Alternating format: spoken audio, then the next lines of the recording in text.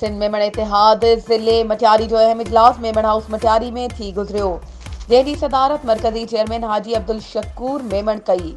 इन मौक़े ते मटियारी ज़िले ऐं तालके डिवाडी जी चूंड कई वई। मटियारी सां तालुक़ रखंदड़ एडवोकेट आरिफ अली मेमण, ज़िले सदर ऐं हाला सां तालुक़ रखंदड़ doctor Abdul Rashid Memon general secretary चूंडिजी विया,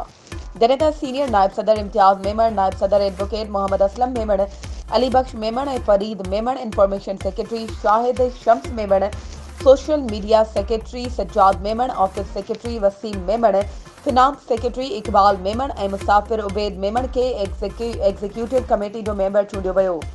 जॾहिं त तालके मटियारी लाइ सेठ ग़ुलाम कादिर उर्फ गुलण मेमण सदर,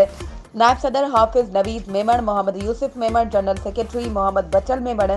finance secretary Riaz Memon, joint secretary Abdul Qayyum Memon, social media secretary Umeed Ali Memon, office secretary Mujeeb Memon ऐं एग्जीक्यूटिव मेंबर तौर मुनीर मेमण खे चूंडियो वियो। इन मौक़े ते सिंध मेमण इतिहाद जे मरकज़ी चेयरमैन हाजी अब्दुल शकूर मेमण,